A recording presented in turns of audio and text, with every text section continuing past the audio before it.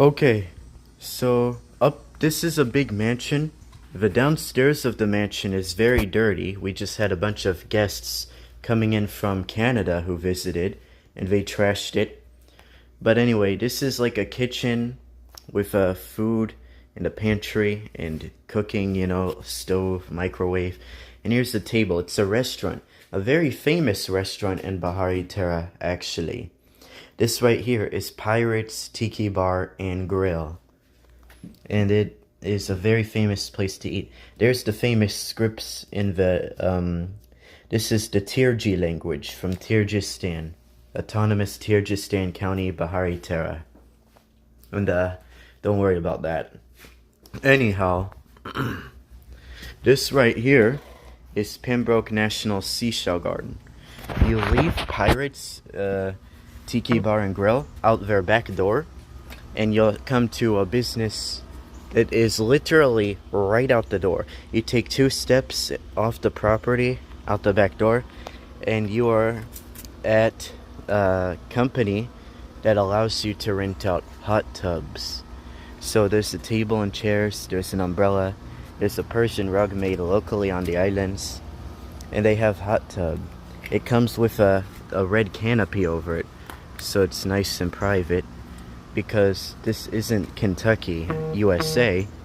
This is the Islamic Republic of the Bahariterra Islands, and you can't just be out in a hot tub in the open in public here. There's little bits of Sharia in the law. So this is it right here.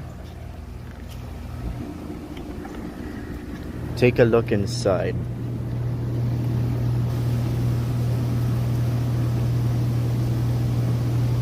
It's very nice. Very hot. So hot. So hot, in fact, that I am not going to go in there. Has lights in it too.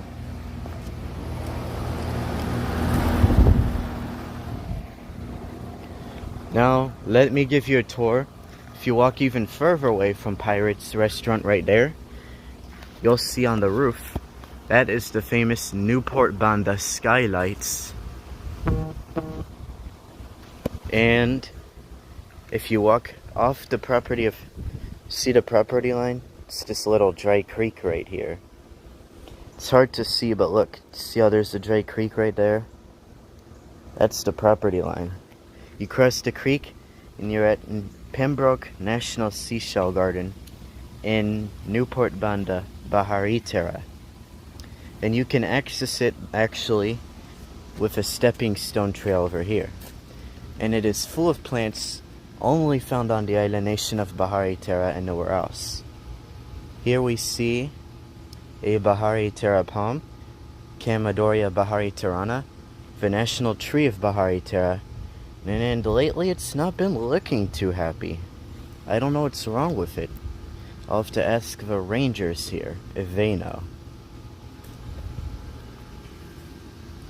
Take a few more steps here where the trail dead ends, and you can see Trachycarpus bahariterrana, or the Bahariterra windmill palm, or the Bahariterra chusin palm.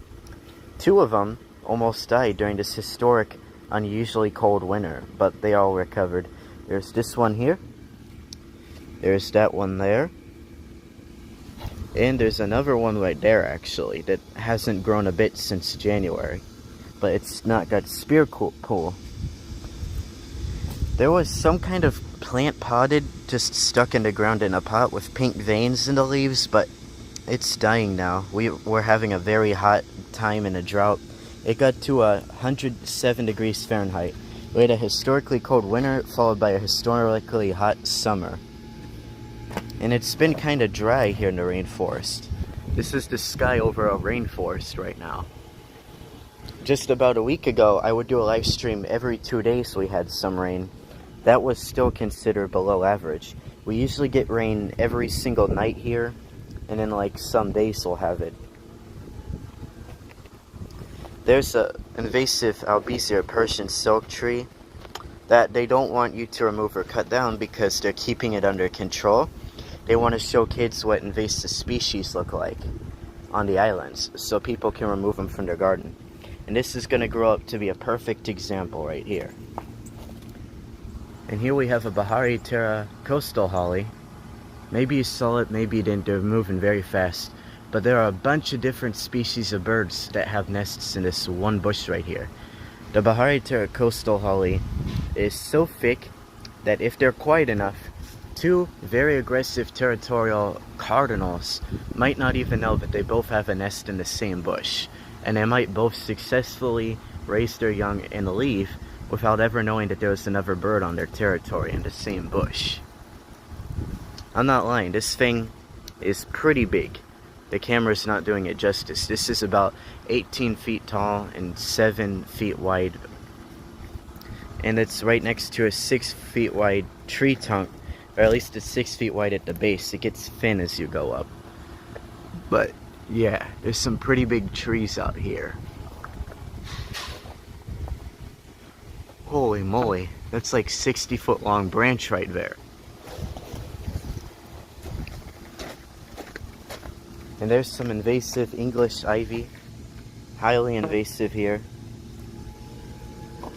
Some kind of a deciduous oak, probably from the eastern USA or Canada. This can has actually been sitting here for months. It's an ant trap. They'll die when they go in there. Bees too. Still got a little liquid in the bottom, but you can't see that on this camera. My camera's not good quality enough right now. A lot of the plants are suffering. A lot of them were planted in pots, and the pots were stuck in the ground. So a lot of the plants weren't actually put in the ground. That way, it's easy to transport them if there's an emergency, because these are a lot of rare plants only found on the Bahariterra Islands. And someone has been trying to steal them. They kept moving all the dirt and stuff that covers up the pots. The park ranger just gave up. But they damaged the roots and were in a drought. See, the Bahariterra hibiscus there looks all wilted. That's the national flower of Bahariterra. And someone's got to pay for that.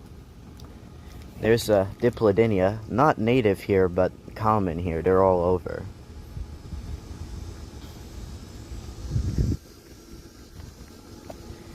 There's a little Bahariterra swamp oak, endemic to the islands. They're not found nowhere else. And some of its lower leaves are wilting. It looks like it's struggling too. There's a vinca vine. It starts right there. Grows pretty darn long.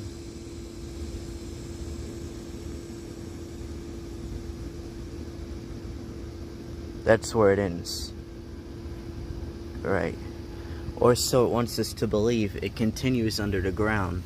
It's probably gonna pop up over here somewhere. There's some Bahariterra bamboo.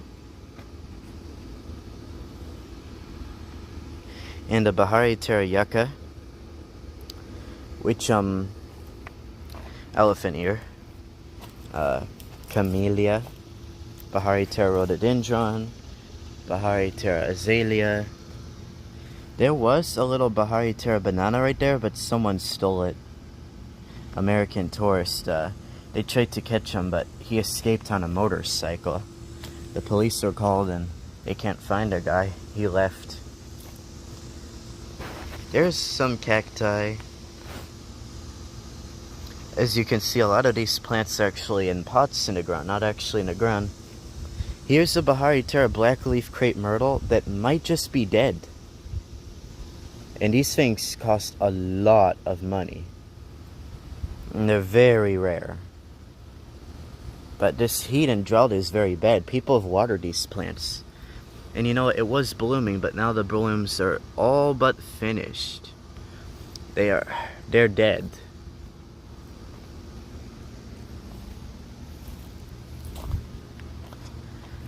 Some more seashells. There's a Bahariterra yucca tree. This one actually is a trunk. I showed you another one by the bamboo a few moments ago. And It's just fine. It's a desert plant in the rainforest. It's loving the drought and heat. They planted it on like a little hill there to help water drain away from it and run downhill fast. It's also right next to this dry rainwater drainage creek. I'll show you about that in a minute. There's a laurel cutting. They planted it in the creek so it gets a lot of water, but it's probably going to die if someone doesn't purposely flood this creek. There's no waiting for rain. This creek is dry as a bone. And no rain is coming as of now that I know about. But if you look, the creek on the property line, it flows. It keeps flowing. And this is where it dumps out. It's in Keola Lagoon. But right now Keola Lagoon is all dry and there's a big block of styrofoam in it. But this is a 100-gallon brackish water lagoon. They pump salt water up here from the ocean and it fills up with rainwater runoff. And once it overflows enough from downspout and the creeks that flow into it and the rain in the springs, it will actually flow through this fence. It'll go down to a street down there, past these crepe myrtle tree. There's a Bahariterra coastal holly. Has really sharp and spiky leaves. That's how you know it's not a Bahariterra mountain holly. But yeah, guys. So that's the tour of the garden. It's looking really sad right now, and I'm gonna call the park ranger about that crepe myrtle. See if we can get water to the Bahariterra blackleaf crepe myrtle.